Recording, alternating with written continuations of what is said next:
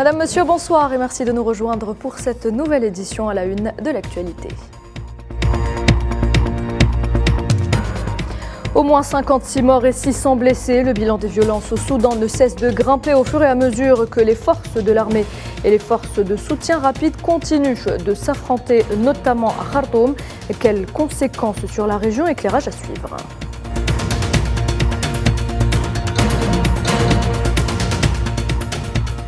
Dans cette édition également, nous verrons comment l'instabilité qui règne au Soudan impacte son économie.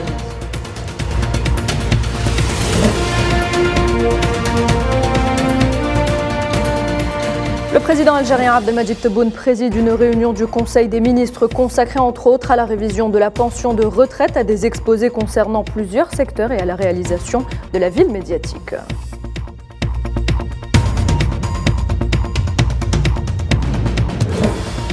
Au Yémen, troisième et dernier jour de l'opération d'échange de prisonniers entre le gouvernement et les rebelles Houthis. Elle concerne près de 900 détenus.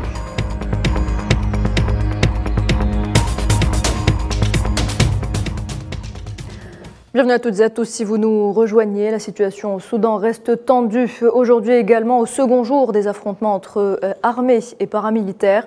Le dernier bilan fait état d'au moins 56 morts et 600 blessés, notamment dans la capitale Khartoum.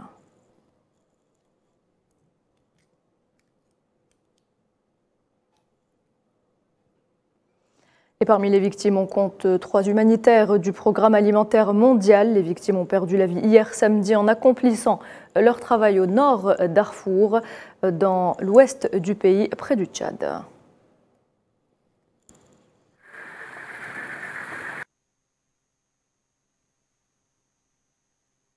La situation dans le pays inquiète au plus haut point. Alors, quelles conséquences aura justement cette crise sur la région? Élément de réponse dans ce sujet signé Sofiane Barouti.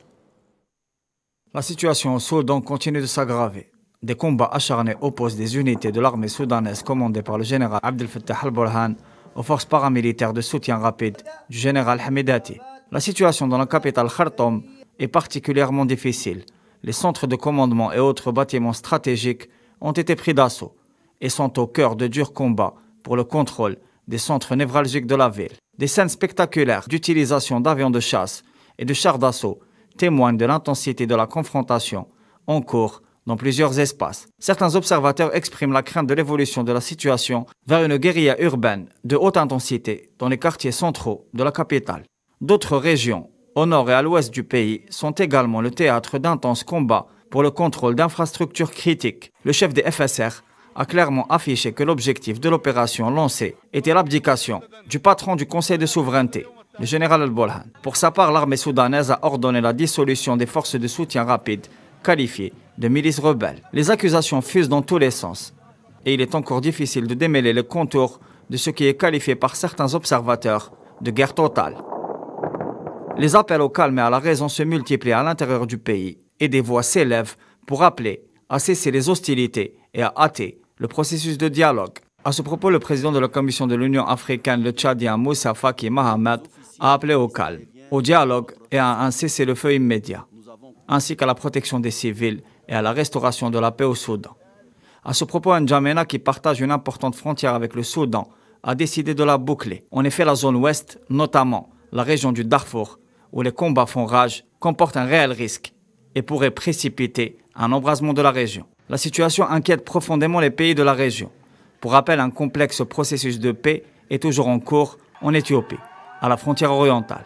Dans ce sillage, l'envoyé spécial des Nations Unies pour la Libye, Abdoulaye Bathily, avait mené des pourparlers au Tchad et au Soudan autour du volet du départ des combattants et des mercenaires étrangers. La montée des tensions au Soudan pourrait, selon certains observateurs, se répercuter négativement sur le processus de paix, visant à stabiliser la situation en Libye, avec pour perspective consensuelle l'organisation d'élections. Et sachez que l'Algérie, qui assure actuellement la présidence du Conseil de la Ligue arabe au niveau du sommet, suit de très près la situation. Elle affirme qu'aucun blessé n'a été enregistré par les Algériens résidant à Khartoum.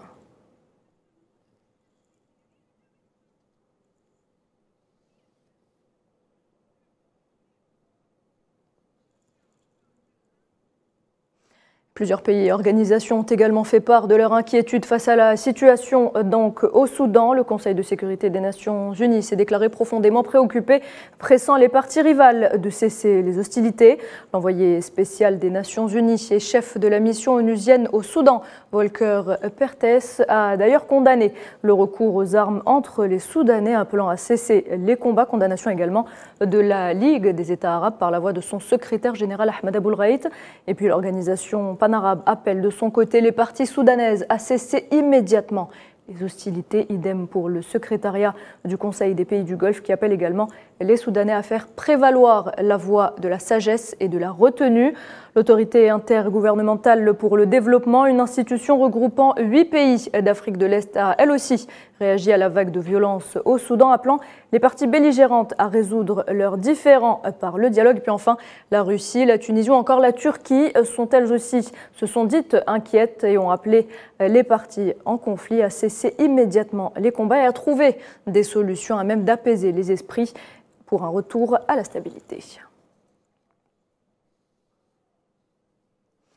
Et face à cette situation très tendue, le Tchad, qui partage plus de 1300 km de frontière avec le Soudan, a annoncé la fermeture de sa frontière jusqu'à nouvel ordre. N'Djamena a également annoncé suivre avec une attention particulière la situation qui prévaut dans ce pays voisin. Alors cette instabilité qui règne au Soudan impacte également son économie. On parle d'importantes difficultés que les sanctions internationales compliquent davantage. Inflation élevée et dette extérieure importante. Le quotidien des Soudanais est étranglé par cette crise autant politique qu'économique. Mohamed Wali Ben Chaban. Accablée par de nombreuses crises et conflits, l'économie soudanaise s'effondre et se dirige droit vers le flou. Les violents affrontements qu'a connus la capitale Khartoum fragilisent de plus en plus le paysage économique du Soudan. Les sanctions internationales, l'inflation et une lourde dette extérieure accélèrent la détérioration de la situation. Al-Burhan et Hamiti s'affrontent pour diriger le pays, au moment où les Soudanais cherchent à se nourrir. En réalité, ils s'affrontent pour dilapider les richesses du pays. Les Soudanais ne trouvent pas de solution pour vivre en paix. On ne veut pas voir notre pays dans un état de guerre. Les chars investissent les rues et cela inquiète la population. Espérons que les conflits vont prendre fin, comme nous souhaitons que la situation se stabilise dans le pays. Au Soudan, les données précises sur les indicateurs macroéconomiques sont quasi absentes. Les quelques chiffres disponibles indiquent que les taux d'inflation ont dépassé toutes les attentes.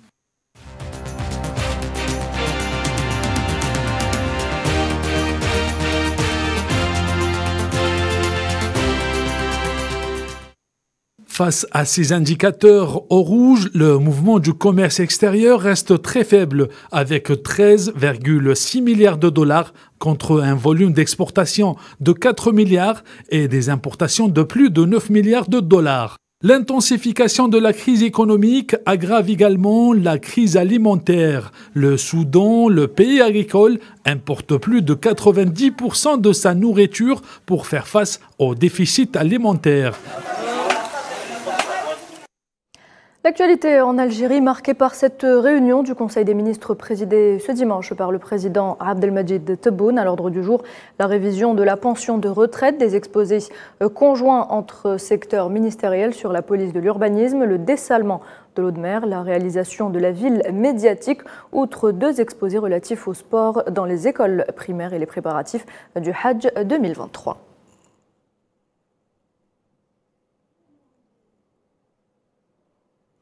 Et dans un tout autre dossier, l'Algérie exprime dans un communiqué des affaires étrangères son profond étonnement face à la décision désinvolte et irréfléchie du président de la Commission de l'Union africaine, Mahamat Faki, de recevoir les soi-disant lettres de créance d'une diplomate marocaine se présentant faussement en qualité de représentante permanente de l'Union du Maghreb arabe auprès de l'Union africaine. Une grossière mise en scène protocolaire, une opération de manipulation malsaine conçue et mise en œuvre à des fins ne servant aucunement les intérêts de l'Union du Maghreb arabe et de l'Union africaine, auxquels l'Algérie réitère son attachement indéfectible. L'Algérie poursuit le communiqué, attend de la Commission de l'Union africaine qu'elle clarifie sa position définitive sur cette violation flagrante et inacceptable des règles protocolaires et juridiques, sans préjudice de mesures éventuelles en fonction de l'évolution de cette affaire.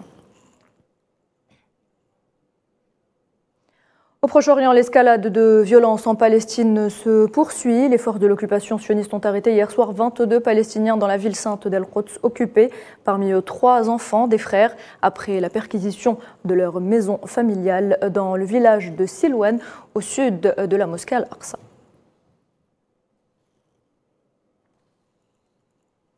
Et au Yémen, l'opération d'échange des prisonniers entre rebelles houthis et le gouvernement se poursuit. Ce dimanche marque le 3e et dernier jour de cet échange.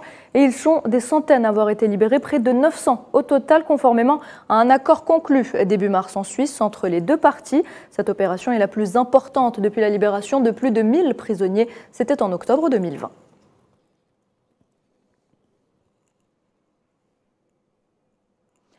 L'Iran renforce son arsenal militaire. Le corps des gardiens de la révolution islamique a testé avec succès son nouveau missile guidé anti-char d'attaque. C'est ce que rapporte l'agence de presse Tasnim.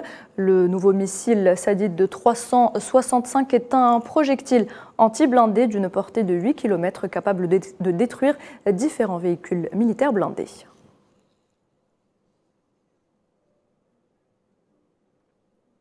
Conflit en Ukraine, la présidence ukrainienne a annoncé que 130 prisonniers avaient été libérés dans le cadre d'un nouvel échange avec la Russie à l'occasion de Pâques orthodoxes. Kiev n'a pas précisé combien de prisonniers de guerre russes étaient inclus dans cet échange. L'Ukraine et la Chine également au centre d'une réunion ministérielle du G7. Les chefs de la diplomatie des pays du G7 sont arrivés à Karuizawa, une petite station montagnarde du Japon, pour participer à la réunion du groupe. Les discussions devraient également porter sur un plan mondial d'investissement dans l'infrastructure des pays du Sud.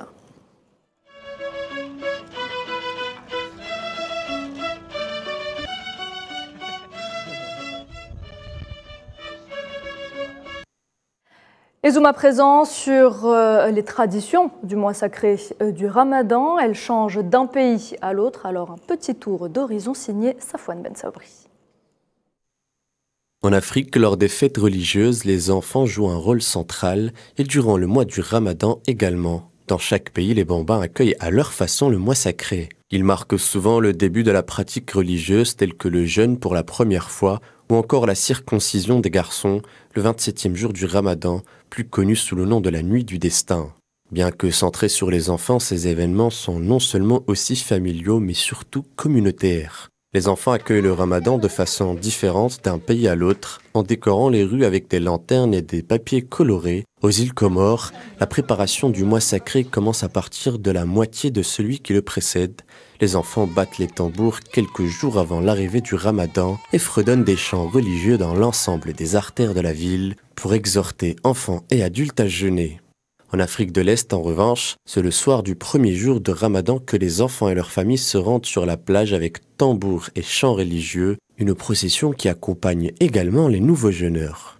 De leur côté, les enfants mauritaniens se laissent pousser les cheveux pour les raser totalement la veille du Ramadan. La coutume populaire est connue sous le nom de Zorbat Ramadan ou la coupe du Ramadan. Elle est souvent pratiquée jusqu'à l'âge de 10 ans.